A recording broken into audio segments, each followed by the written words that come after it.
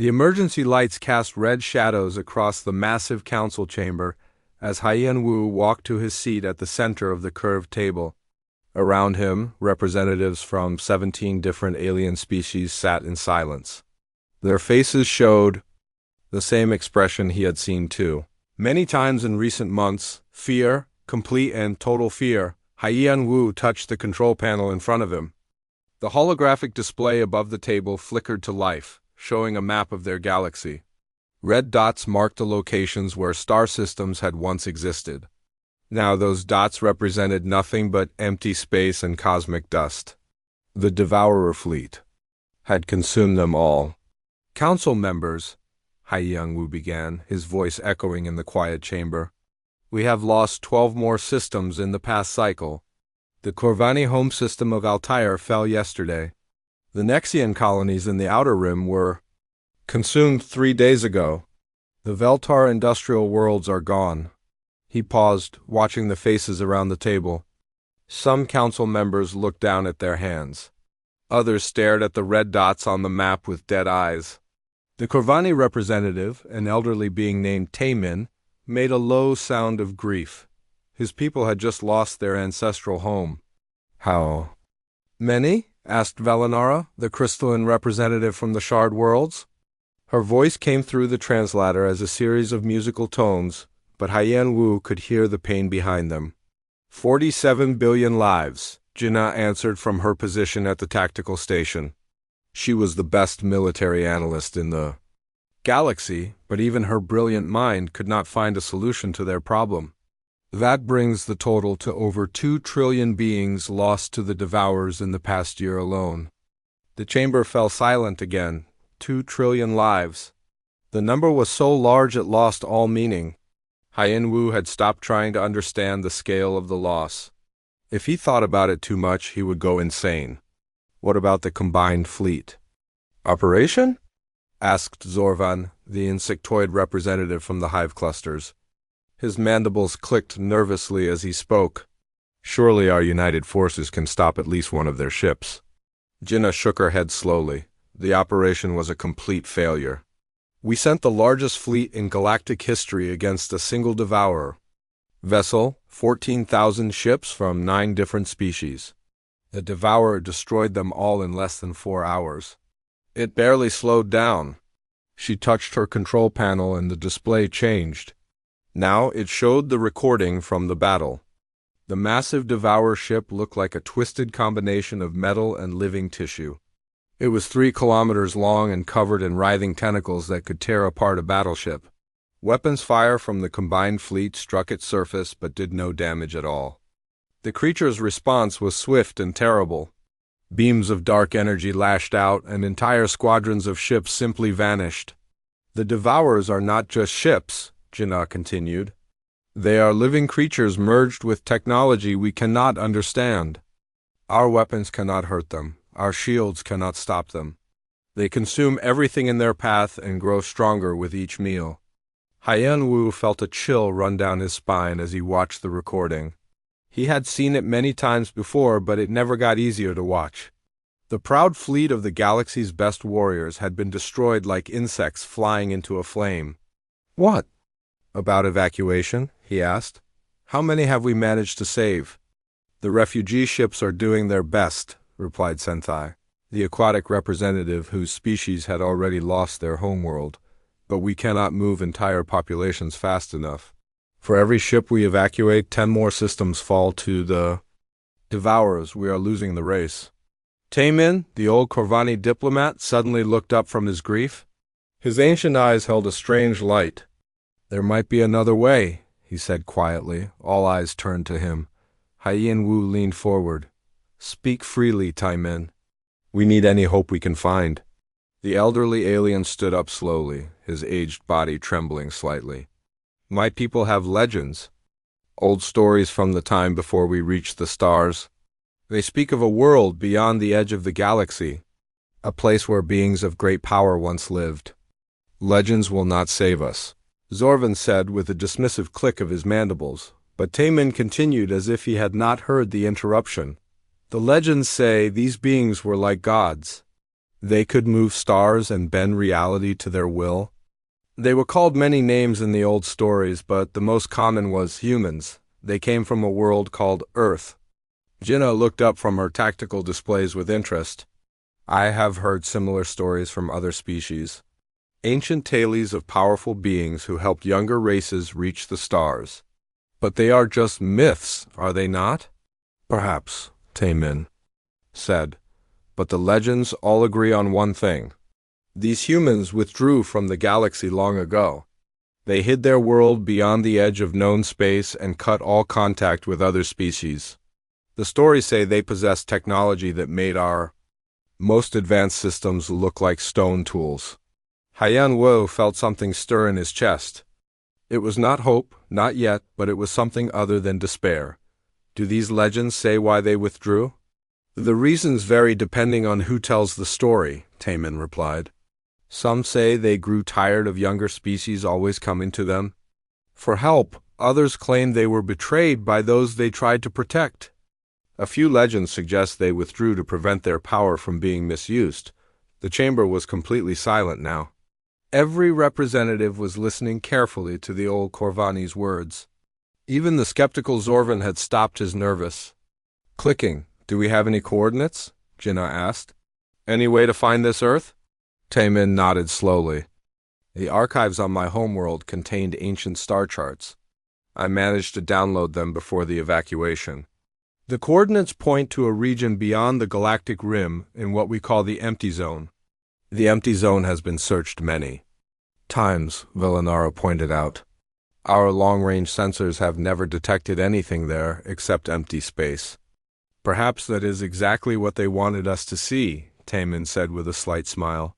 If the legends are true, hiding an entire star system would be a simple task for beings with such power. Haiyan Wu looked around the table at his fellow council members. He could see the same thoughts running through their minds. It was impossible. It was foolish. It was their only remaining option. Even if these humans exist, he said carefully, why would they help us? If they withdrew from galactic affairs long ago, they clearly want nothing to do with our problems. Because the alternative is the death of everything, Jinnah said quietly. She had brought up a new display showing the Devourer fleet's projected path. At their current rate of consumption, they will have eaten the entire galaxy within 50 years. Even if these humans are hiding beyond the rim, the Devourers will eventually find them too. Taemin nodded grimly. The legends say humans value life above all else. If they still exist, they will not stand by and watch the galaxy die. Haiyan Wu stood up and walked to the large window that looked out at the stars. In the distance, he could see the refugee ships arriving at their station. Thousands of vessels filled with the survivors of dead worlds. Behind them, more red dots appeared on the galactic map as the Devourers continued their terrible feast. We will send a scout ship, he decided. One vessel with a small crew. If the humans exist, perhaps they will listen to our plea. If not, we will have lost nothing more than we lose every day. The vote was unanimous. For the first time in months, the Galactic Council had made a decision that was not about retreat or evacuation. They were sending a message to gods who might not exist, asking for salvation from a threat that could not be stopped. As the council members filed out of the chamber, Haiyan Wu remained at the window, watching the stars. Somewhere out there, in the darkness beyond the galaxy's edge, their last hope might be waiting. Or there might be nothing at all except empty space and the echo of ancient legends. Time would tell which was true. Captain Dong Haiyan gripped the armrests of his command chair as the scout ship Last Hope dropped out of hyperspace. The violent shaking that always came with long-distance jumps slowly faded, leaving only the quiet hum of the ship's engines around. His small crew worked at their stations, checking systems and scanning the area ahead. Jump completed successfully, Captain, reported Minho from the communications station. We have arrived at the coordinates provided by the Corvani archives. Dong Haiyan nodded and looked at the main view screen. Empty space stretched out before them, filled with distant stars but nothing else. No planets, no space stations, no signs of life at all. The region they had traveled to was known as the Empty Zone for good reason. "So Young, what are your sensors picking up?" he asked the ship's xenobiologist Todd. The young scientist bent over her instruments, her face lit by the blue glow of multiple displays. "This is very strange, Captain. I am detecting massive energy readings, but they seem to be coming from nowhere. The patterns are unlike anything in our databases." "Explain," Dong Hyan said, moving to look over her shoulder. So Young pointed at one of her screens. "Look at these energy signatures. They are incredibly powerful, but they do not match any known technology. It is almost as if space itself is being manipulated somehow, and there is something else." She switched to a different display that showed gravitational readings. "Gravity in this region is behaving strangely. Our instruments detect the gravitational pull of a large planetary body, but we cannot see anything there. It is as if something massive is hidden from our eyes." Minho suddenly looked up from his station with excitement. "Captain, I am picking up transmissions. Thousands of them, all coming from the same area where So Young detects the strange gravity readings." "What kind of transmissions?" Dong Hyan asked. "That is the odd part," Minho replied, adjusting his equipment. "They appear to be entertainment. Broadcasts, news reports, and personal communications. But they are in languages I have never heard before. The computer cannot translate any of it." Dong Hyan felt his heart begin to beat faster. Could the legends be true? Put some of the transmissions on the speakers? The bridge filled with strange sounds. Musical voices sang in unknown languages. People spoke rapidly in tongues that seemed both alien and somehow familiar. There were sounds of laughter, conversation, and what might have been children playing. It sounded like a living, thriving civilization. "Captain," So Young said with wonder in her voice, "I am detecting something incredible. According to my readings, there is a star system directly ahead of us. A yellow star with several planets, including one that shows signs of massive population, but we cannot see any of it." "How is that possible?" Dong Hyan asked. "I do not know. It is as if the entire system is wrapped in some kind of invisibility field. The only reason we can detect it at all is because we are so close. From a distance, it would be completely hidden." Dong Hyan made a decision that would change the fate of the galaxy. "Set course for the hidden system. Take us in slowly and keep all sensors active. If these are the humans from the legends, we need to be very careful about how we approach them." The last hope moved forward through space that seemed empty but clearly was not. As they traveled, the energy readings grew stronger and the mysterious transmissions became clearer. Minho worked frantically to decode some of the signals, but the languages remained a complete mystery. "Captain," So Young suddenly called out, her voice filled with alarm. "Multiple contacts approaching fast, very fast." Before Dong Hyan could respond, the view screen shimmered and suddenly showed something that made his breath catch in his throat. Sleek ships appeared around them as if they had materialized from thin air. The vessels were beautiful and deadly-looking, with smooth curves and no visible weapons, but Dong Hyan could feel the power radiating from them. "They just appeared," Minho said in amazement. "One moment empty space, the next moment they were there. Our sensors never detected them approaching." The alien ships moved with impossible grace, surrounding the last hope in a perfect formation. Dong Hyan counted 12 vessels, each one different from the others but clearly built by the same advanced civilization. Their technology was beyond anything he had ever seen. "Incoming transmission," Minho reported. "They are using our communication frequency and speaking in perfect galactic standard." "Put it through," Dong Hyan ordered. A voice filled the bridge, calm and confident. "Unknown vessel, you have entered restricted space. We are humans of Earth. State your purpose and prepare to be escorted to a safe distance." Dong Hyan's hands shook as he activated the communication system. The legends were true. After all these centuries, they had found the mythical humans. "This is Captain Dong Hyan of the Galactic Council ship Last Hope. We come seeking help. Our galaxy is dying." There was a long pause before the human voice responded. Captain Dong Hyen, your ship will follow our escort to Station Unity. Any attempt to deviate from the prescribed course will be considered hostile. Do you understand? Understood, Dong Hyen replied. We will follow your instructions.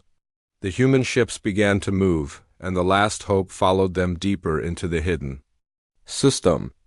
As they traveled, the invisibility field gradually faded, revealing wonders that left the crew speechless. The system contained not just planets but massive space stations that orbited between the worlds. Artificial rings surrounded some planets, while others had been completely restructured into perfect spheres covered with gleaming cities. Look at the size of those stations, So Young whispered. They are larger than most of our cities, and the energy output from them is incredible. The escort ships led them to the largest space station, a massive structure that spun slowly in the void. It was easily 50 kilometers across and covered with docking bays, observation decks, and what appeared to be gardens growing in transparent domes. Station Unity, this is Escort Group 7 bringing in the galactic visitors. The human pilot reported. A new voice responded from the station. Escort Group 7, bring them to Docking Bay 12.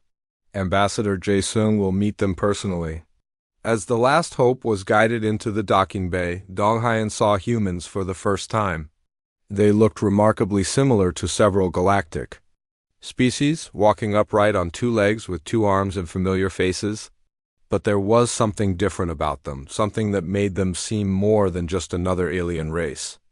Docking complete, Minho reported. The humans have extended an atmosphere bridge. We can go aboard their station safely. Dong Hyen stood up and straightened his uniform. So Young, Minho, you are with me.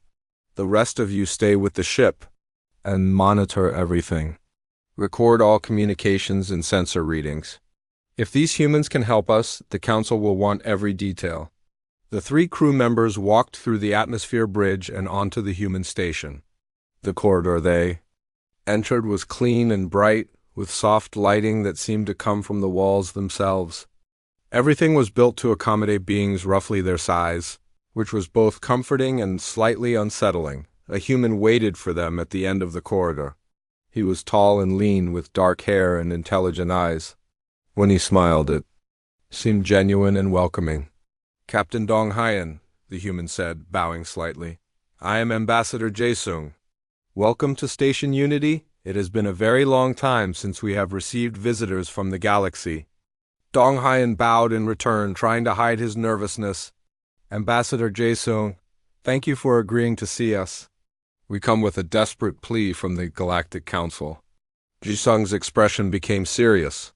The Devourer fleet, yes, we are aware of the situation. Please follow me. There is much we need to discuss, and I fear the conversation will not be an easy one. As they walked through the station's corridors, Dong Hyen realized that the fate of the galaxy now rested in the hands of these mysterious humans. The question was whether they would choose to help, or whether they would decide that the galaxy's problems were not their concern. Ambassador Jae-sung led Captain Dong Hyen and his crew through the corridors of Station Unity.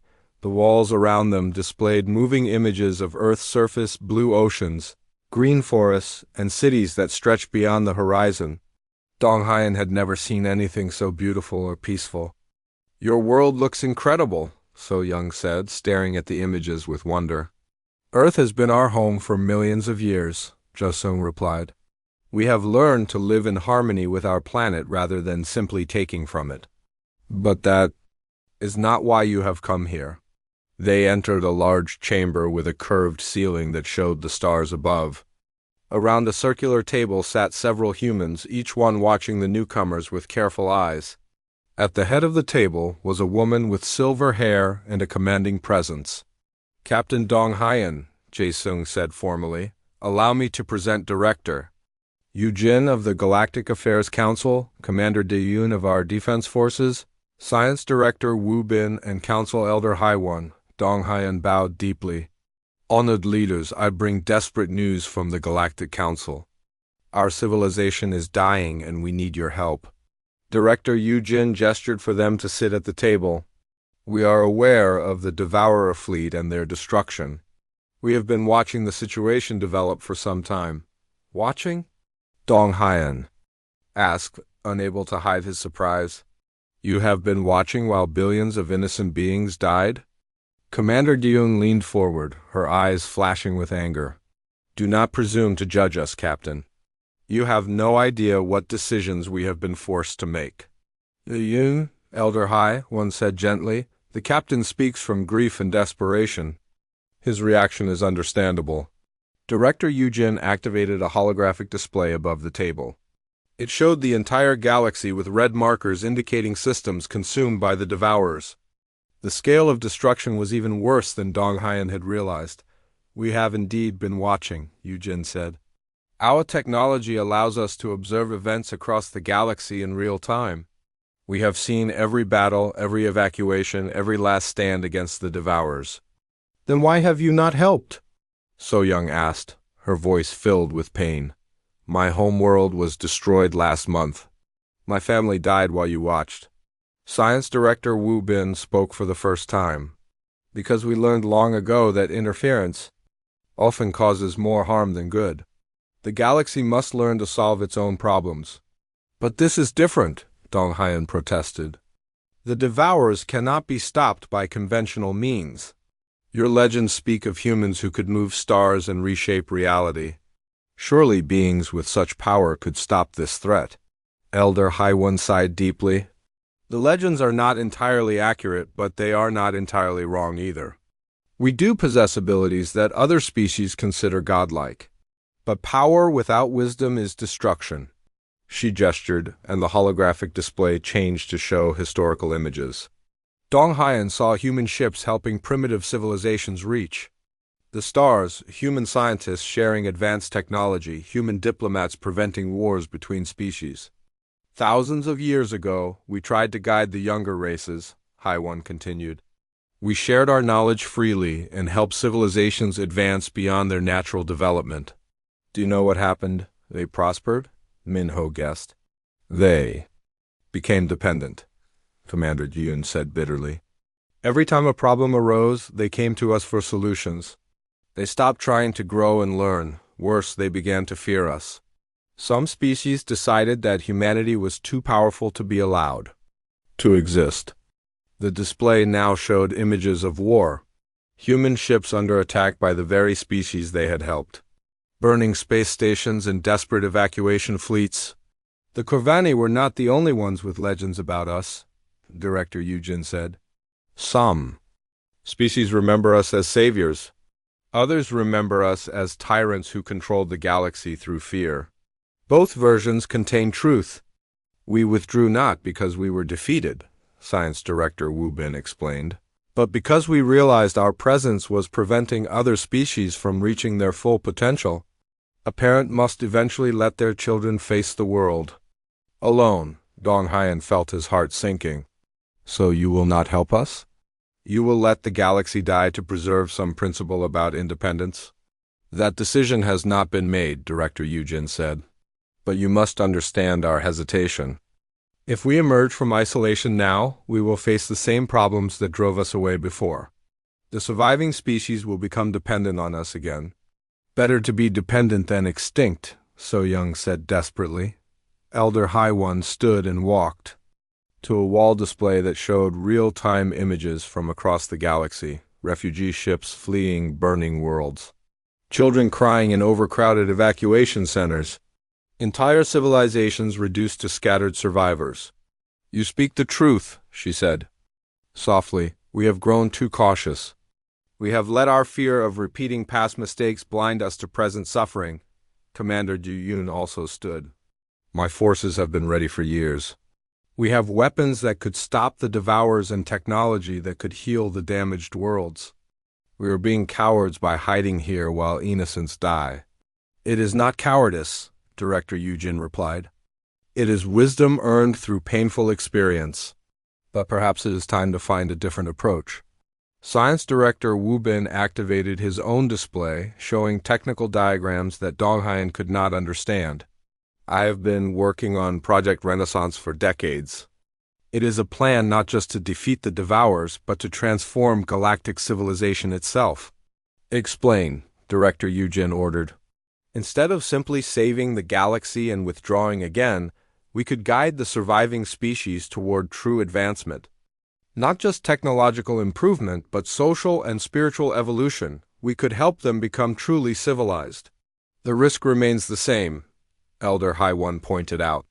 They could become dependent on us or grow to fear us. Not if we do it correctly, Wu Bin argued. We do not give them solutions. We give them the tools and knowledge to find solutions themselves. We become teachers instead of rulers. Commander Dayun pulled up military projections. The Devourer fleet will reach the core worlds within 6 months. After that, they will have consumed enough resources to become unstoppable even for us. If we are going to act, it must be soon. Director Eugen looked around the table at her. Fellow leaders, then at the galactic representatives? Captain Donghain, what would your people do if we saved them? Would they listen to guidance about building a better civilization? They would do anything, Donghain said without hesitation. The survivors have seen what happens when species fight among themselves while real threats grow in the darkness. They understand now that cooperation is the only path to survival. Words are easy when extinction is the alternative, Elder High One observed. But what happens when the immediate threat is gone? Will they remember these lessons, or will they return to old patterns of behavior? Before Donghain could answer, an alarm began sounding throughout the station. Commander Dayun quickly accessed her command interface, her face growing pale as she read the reports. What is it? Director Eugen demanded. The Altarian home. System, Yin replied. The Devourer fleet has reached it. They are consuming the planet while millions of civilians are still on the surface. The evacuation ships cannot get everyone out in time. The chamber fell silent except for the sound of the alarm. On the display, they could see the massive Devourer. Ships surrounding a beautiful blue-green world, their dark energy beams beginning to strip away the planet's atmosphere. Elder High One closed her eyes for a moment, then opened them with new resolve. How long do the civilians have? 4 hours at most, Commander Yun replied. Then we end our isolation today, Director Eugen decided. Prepare the fleet. We cannot save everyone, but we can save some. And perhaps it is time for the galaxy to see that Earth has not forgotten them. Donghain felt tears of relief running down his face. The legends were true, and the gods were finally coming home. The first sign that something had changed in the galaxy was not the appearance of ships or weapons. It was the stars themselves beginning to behave in impossible ways. Dr. Yunsu, a refugee astrophysicist working on the science vessel New Dawn, stared at her instruments in complete confusion. This cannot be right, she muttered, checking her readings for the 3rd time. According to her sensors, the dying star in the Vega system had suddenly begun burning brighter. Not just a little brighter, but with the intensity of a star half. Its age, around her, other scientists crowded around their own displays, all showing similar impossible readings. Stars that had been cooling for millions of years were warming up. Dead systems were showing signs of new activity. Most incredible of all, entire nebulae were moving and reshaping themselves into geometric patterns. Dr. Yunsu, called her assistant, a young Corvani named Telver. Look at this. The Horsehead Nebula is forming corridors. Perfect straight lines through space that extend for light years. Yunsu moved to his station and gasped. The famous nebula, which had maintained its horse-like shape for millions of years, was indeed changing. Streams of cosmic matter were flowing into organized channels that looked almost like roads through space. What could cause something like this? Telver asked Doc before Yunsu could answer. The ship's communication system activated. All stations, this is Captain Kyung-ho of the Earth vessel Earthrise. We are beginning humanitarian operations in this sector. Please stand clear of the designated areas. Yunsu had never heard of any species called humans or any ship named Earthrise. But as she looked out the observation window, she saw something that made her heart stop. A ship was approaching that looked like it belonged in the realm of gods. Rather than ordinary space, the vessel was smooth and white with no visible weapons or engines. It moved through space with perfect grace, leaving trails of light behind it that looked like aurora. But most incredible of all, space itself seemed to bend around the ship. Stars in the background appeared distorted, as if reality was being gently twisted. "Telver, are you recording this?" Yunsu asked. "Yes, but the instruments are giving readings that make no sense. According to the sensors, that ship exists in multiple dimensions at the same time." Captain Kyung-ho's voice came over the communications again. "Attention Devourer vessel in Grid 77 Alpha. You will cease your consumption activities immediately and withdraw from this system." Yunsu quickly adjusted her sensors to look at Grid 77 Alpha. There, wrapped around a small moon, was one of the massive Devourer creatures. The biomechanical. Hora was in the process of stripping the moon apart, feeding on its matter to grow larger and stronger. The Devourer had been there for 2 days, and no force in the galaxy had been able to stop it. 3 different battle fleets had tried and failed. The creature had destroyed them all without even slowing its feeding, but now this strange human ship was approaching it alone. "This is madness," Helver whispered. "One ship cannot fight a Devourer. They will be destroyed in seconds." The human ship reached the Devourer and stopped directly in front of it. For a moment nothing happened. Then the creature turned its attention away from the moon and focused on this new intruder. Massive tentacles reached out toward the human vessel, each one capable of crushing a battleship. What happened next changed everything. Yunsu thought she knew about the universe. The tentacles passed right through the human ship as if it was not really there. The Devourer attacked again and again, but none of its weapons could touch the strange vessel. It was like watching someone try to fight a ghost. How is that possible? Telver asked in amazement. Then the human ship responded. But instead of weapons fire or explosive attacks, it projected a beam of pure golden light at the Devourer. The light touched the creature's dark surface and began to spread across its entire body like paint. The changes started immediately. The Devourer's writhing tentacles became still. Its biomechanical parts began to shift and reshape themselves. The dark, twisted hull straightened out and became smooth. Most incredible of all, the malevolent intelligence that had driven the creature to consume everything in its path seemed to simply disappear within minutes. The 3-kilometer monster had transformed into something entirely different. It was still large and powerful, but now it moved with purpose instead of hunger. It approached the damaged moon it had been consuming and began to repair the damage it had caused. "It is healing the moon," Yunsu said in wonder. "The Devourer is putting the moon back together." Captain Kyung-ho's voice filled the communication channels again. "This is Earthrise to all vessels in the area. The threat has been neutralized. The converted vessel will now assist with humanitarian aid operations." Converted. The humans had not destroyed the Devourer. They had somehow changed it from a weapon of destruction into a tool of healing. Yunsu had never seen or heard of technology that could accomplish such a thing. "Dr. Yunsu," Telver said, his voice filled with excitement, "we are receiving a transmission from the Galactic Communication Network. It is being broadcast on all frequencies." "Put it through," she ordered.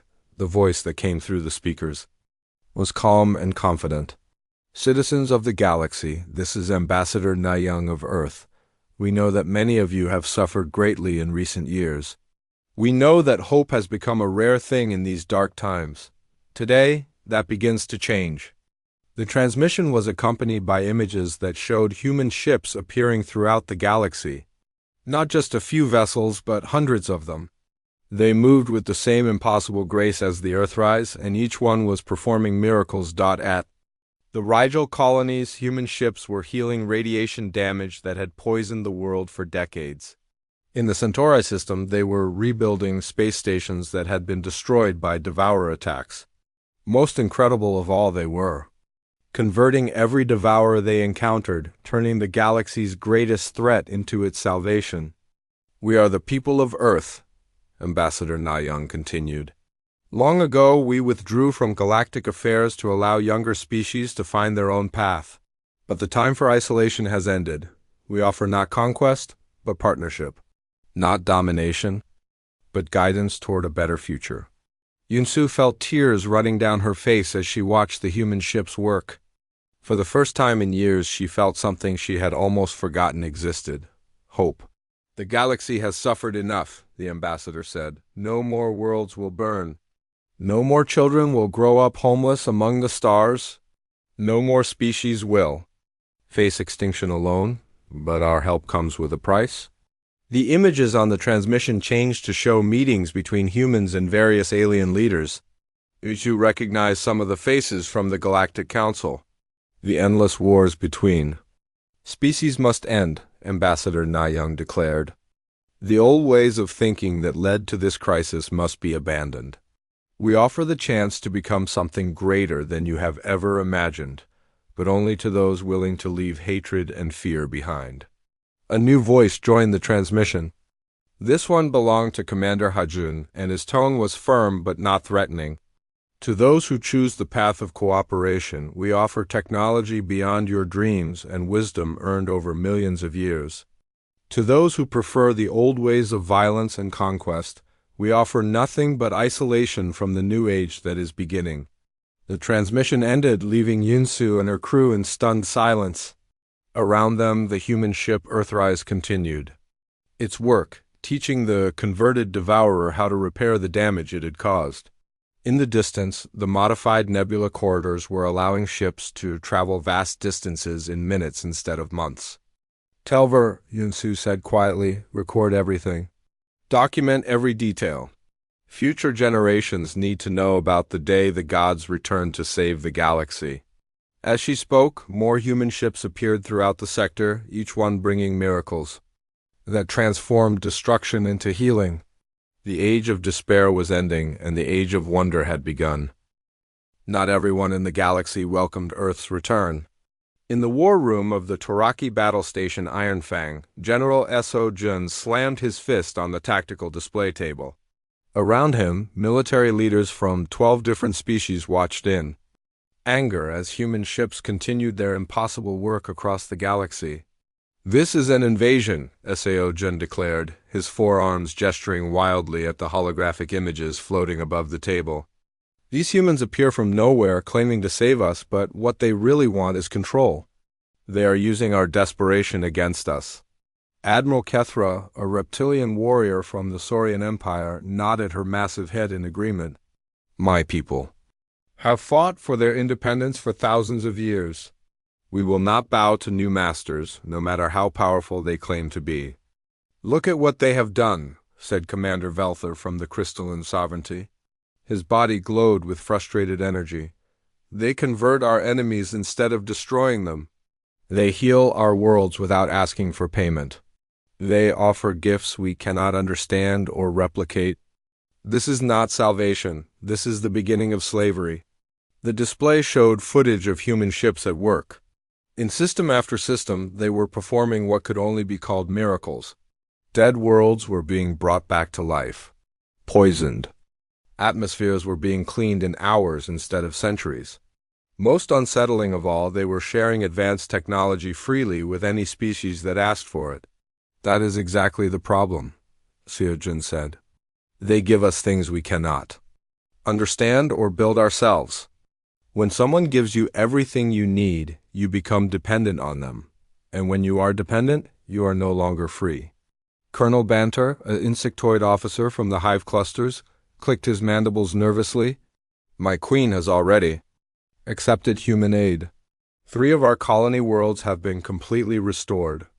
Our people are calling the humans saviors and gods." "Which proves my point," Seojin replied. "They are using generosity as a weapon. Soon, your people will refuse to make any important decisions without consulting their human protectors. Your queen will become nothing more than a puppet ruler." The meeting was interrupted by an urgent communication from the Toraki home fleet.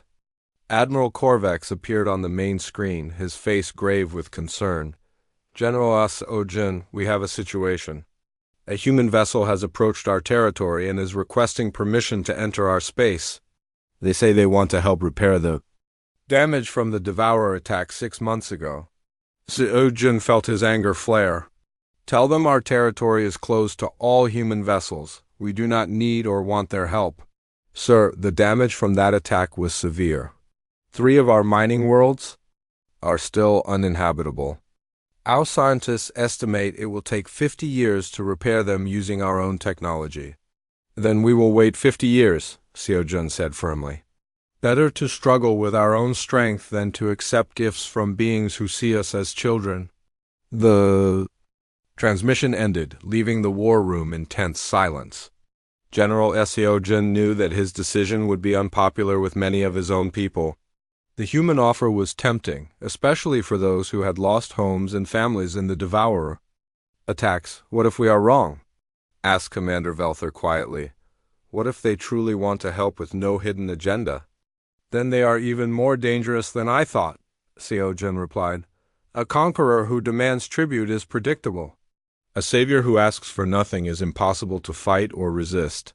How do you rebel against someone who gives you everything you want?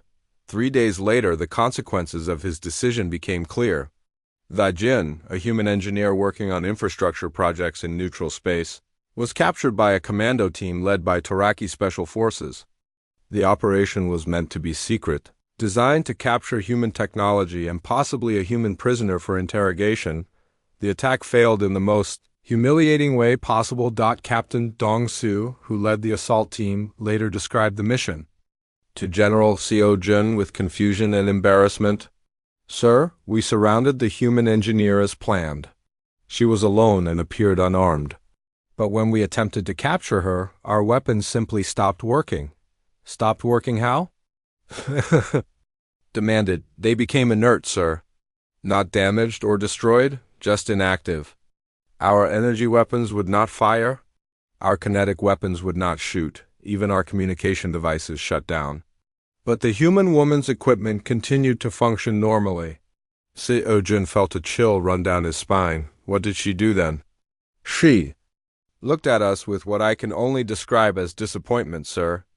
She said, I understand your fear, but violence is not necessary. Then she activated some kind of device and disappeared.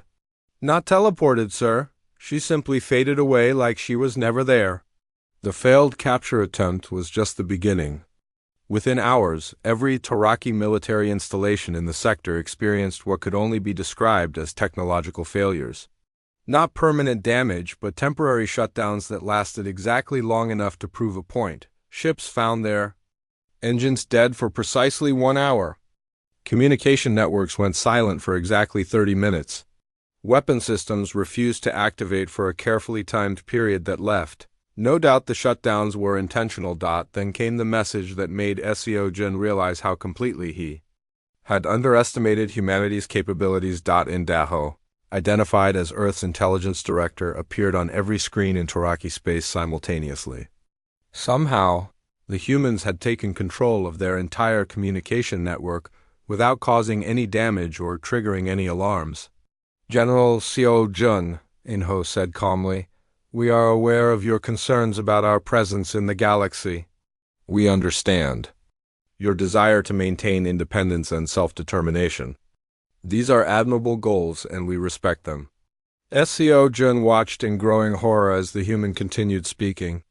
The fact that they could infiltrate Taraki systems so easily proved that their technology was beyond anything he had imagined. However, we cannot allow attacks on our personnel or attempts to steal our technology. Not because we fear you, but because such actions ultimately harm those who attempt them.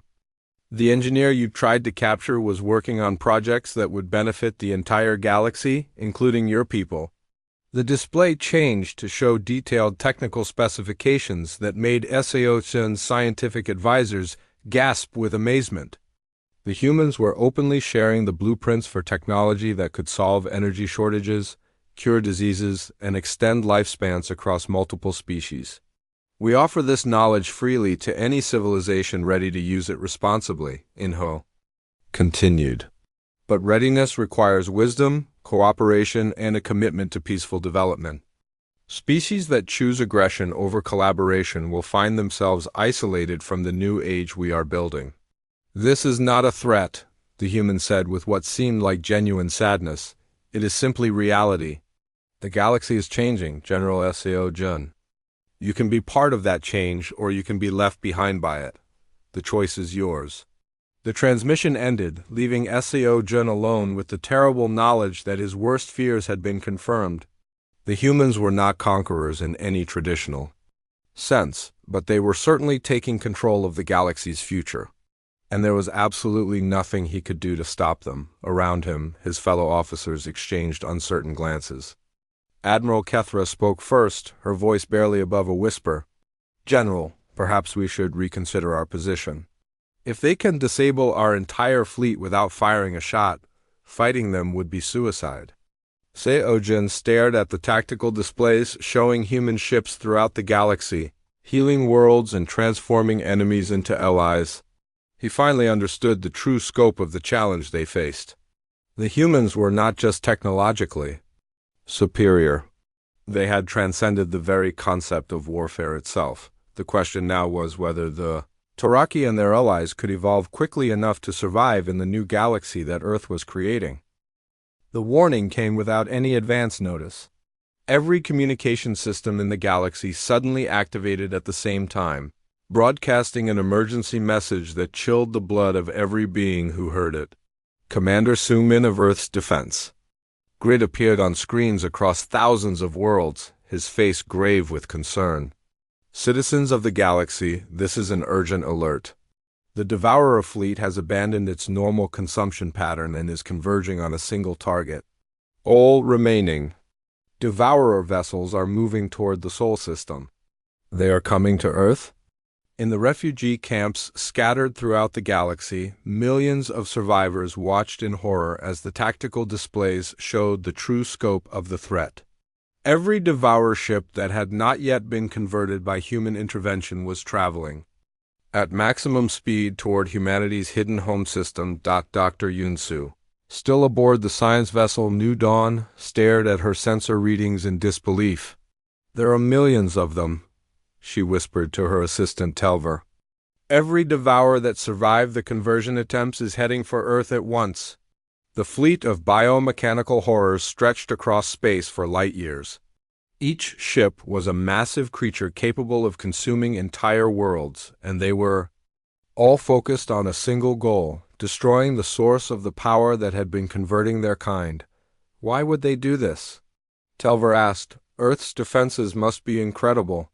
Surely attacking humanity's homeworld is suicide.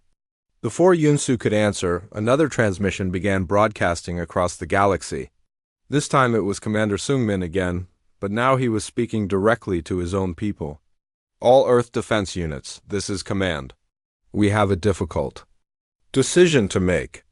Our doctrine has always prohibited the destruction of sentient life, even hostile life. But we now face an enemy that cannot be reasoned with and will not accept conversion." The transmission showed detailed scans of the approaching Devourer fleet. Unlike the individual creatures that had been successfully converted, these remaining Devourers showed signs of collective intelligence. They had learned from the defeats of their kind and developed immunity to humanity's conversion technology. "The enemy fleet will reach Earth in 18 hours, Sungmin continued. "We could evacuate the system and allow them to consume our worlds, then rebuild elsewhere.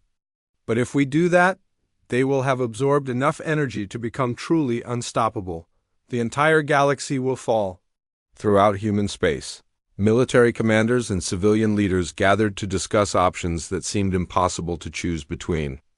On Earth's moon, General Dayun met with her staff to review defensive capabilities that had never been fully tested.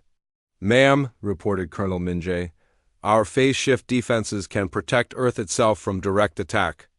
But the Devourer fleet is large enough to surround the entire system. They could consume all our orbital installations and industrial facilities. What about the conversion weapons?" Yun asked. "Can we modify them to work on the immune Devourers?" Dr. Wu Bin, participating by holographic link from Earth's surface, shook his head sadly. "The remaining Devourers have developed a collective consciousness that resists individual conversion. To change them, we would need to convert the entire fleet simultaneously. The energy requirements would be enormous." "How enormous?" Yun pressed. We would need to drain power from every star in the local cluster, Wu Bin replied. The process could destabilize multiple solar systems. Billions of innocent beings could die from the side effects. The room fell silent as the implications became clear. To save the galaxy from the devourers, humanity might have to sacrifice countless innocent lives. It was exactly the kind of moral compromise that had driven them into isolation thousands of years earlier, but the decision was taken out of their hands by an unexpected source. Throughout the galaxy, representatives from dozens of species began broadcasting their own messages. Captain Dong Haiyan, still aboard the Last Hope, was among the first to speak. People of Earth, this is Captain Dong Haiyan of the Galactic Council. We have seen what you have sacrificed to help us. Now is our turn to help you. Similar messages poured in from across the galaxy. The Corvani offered their entire remaining fleet. The Veltar committed their industrial capacity to building whatever weapons Earth needed. Even species that had initially resisted human intervention, like several Taraki colonies, pledged their support, but the most surprising offer came from an entirely unexpected source. The converted devourers, now calling themselves the Kethmori Collective, requested permission to face their former brothers in battle. Zarthal, speaking for the collective, appeared on communication screens throughout human space. His voice carried the weight of ancient sorrow and newfound purpose. Creators of our new existence, he said, addressing humanity directly. We remember what we once were before the hunger consumed us. We were explorers and builders, not destroyers. The fleet that approaches carries our shame and our responsibility to correct it. The unconverted devourers are us, Zarthal continued. They are what we would have remained if you had not shown us a better path. We cannot ask you to sacrifice your principles to fight our war. Let us face them. Let us prove that conversion is stronger than consumption. The proposal was dangerous and unprecedented. The converted devourers wanted to engage their former fleet in a battle that would determine the fate of the galaxy. But their plan was not to destroy their unconverted brothers. Instead, they proposed something far more ambitious. We will create a psychic network, Zarthal explained to the assembled human leadership. Every converted devourer will link their consciousness together. When the hostile fleet arrives, we will surround them and share our memories of what we have become. We will show them that there is another way. Dr. Wu Bin studied the proposal with fascination and concern. The psychic strain could destroy your minds. You could lose yourselves in the process. Better to lose ourselves trying to save others than to live knowing we did nothing, Zarthal replied. We owe our new existence to humanity's refusal to destroy us. Now we will show the same mercy to our lost brothers. The plan required precise coordination between converted devourers scattered across the galaxy. Each ship would need to travel to Earth and form a defensive sphere around the approaching hostile fleet.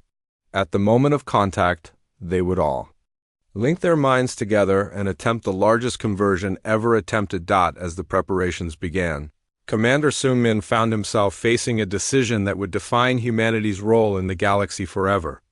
He could order the evacuation of Earth and preserve human lives at the cost of galactic civilization. He could authorize the use of star-draining weapons and accept the death of billions to save trillions. Or he could trust in the converted devourers and risk everything on an untested plan. All stations, he finally announced, we will implement the collective's plan. But we will not ask them to face this alone. Every human ship in the fleet will stand with our converted allies. If they are willing to risk their existence for the sake of their former enemies, we can do no less. The announcement was met with approval throughout human space, but it also triggered a wave of volunteer applications from non-human species. Despite humanity's protests that the battle was too dangerous for their allies, thousands of alien ships began heading toward Earth. Dr. Yun Su, watching the massive convergence of vessels from her science ship, turned to Telver with tears in her eyes. They are all coming, she said. Every species, every faction, even the ones who opposed the humans before. They are all coming to help defend Earth. Why? Telver asked. Because they finally understand what humanity has been trying to teach.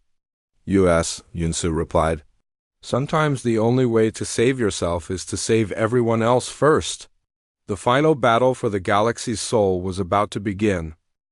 6 months after the final convergence, Ambassador Rian stood at the observation deck of the rebuilt sanctuary station, watching the most beautiful sight in galactic history. Ships from hundreds of different species traveled peacefully through space that had once been a battlefield, where the last Devourer fleet had once threatened to consume everything. Now there was only cooperation and wonder. The battle itself had lasted only 4 hours, but its effects would reshape the galaxy forever. Rian remembered every moment of that incredible day when unity triumphed over destruction. The converted Devourers, now proudly calling themselves the Kathmori Collective, had formed a perfect sphere around Earth's solar system. Each massive biomechanical ship positioned itself precisely to create a psychic network spanning millions of kilometers. When the hostile Devourer fleet arrived, they found not an easy target, but a wall of their own transformed brothers. It was the most beautiful thing I have ever witnessed, Dr. Yunsu had told Rian during a recent interview. The moment when millions of minds linked together with a single purpose, not to destroy, but to heal. Not to conquer, but to convert. The psychic battle that followed was invisible to most observers, but those sensitive to mental energy could feel the struggle taking place on a cosmic scale. The unconverted Devourers fought against the memories and emotions being shared with them. They resisted the knowledge that there was another way to exist beyond endless hunger, but slowly, ship by ship, the hostile fleet began to change. The collective memories of the Kathmori showed them what they had once been before corruption turned them into world eaters. Ancient memories of their original civilization surfaced, memories of art, science, and peaceful exploration among the stars. Zarthal, speaking for the collective, had described the moment when the last hostile Devourer accepted conversion. It was like watching someone wake up from a terrible nightmare. The hunger that had driven them for so long simply disappeared, replaced by the joy of remembering who they truly were.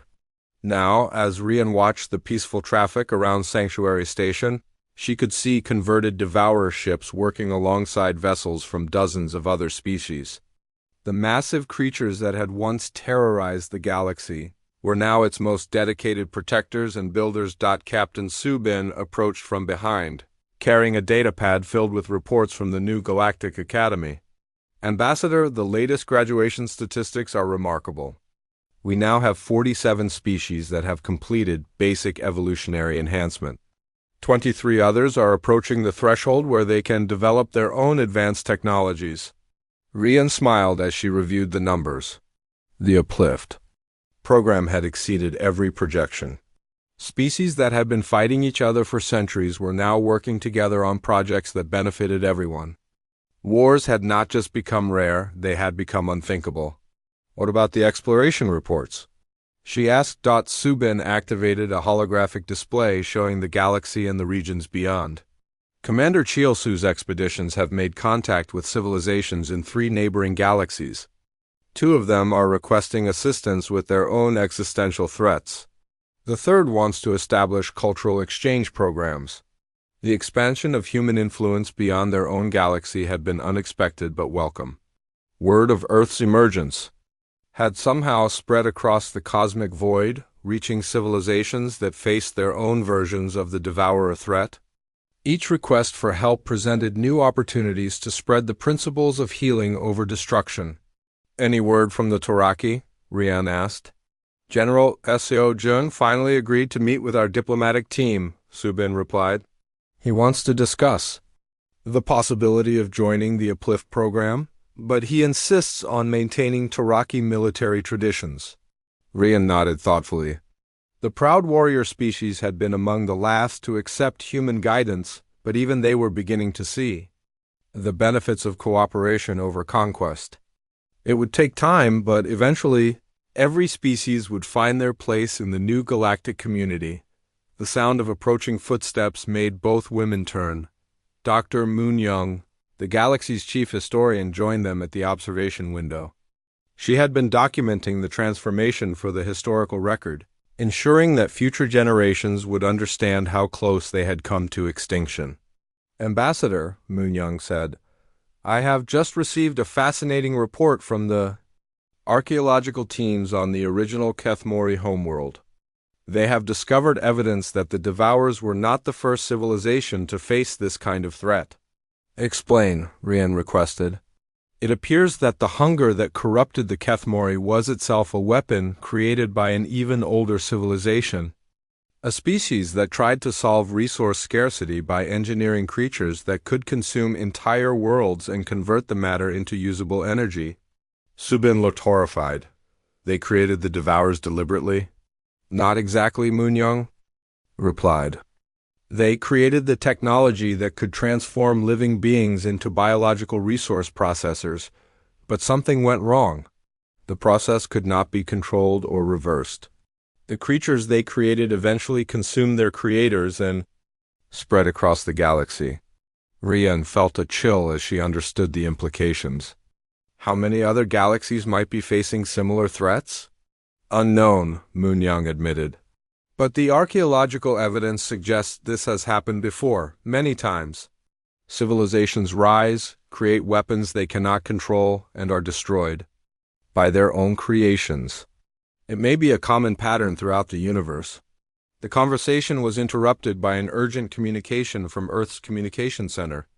Jinsu, one of the youngest members of Earth's Council, appeared on the holographic display with an expression of excited concern.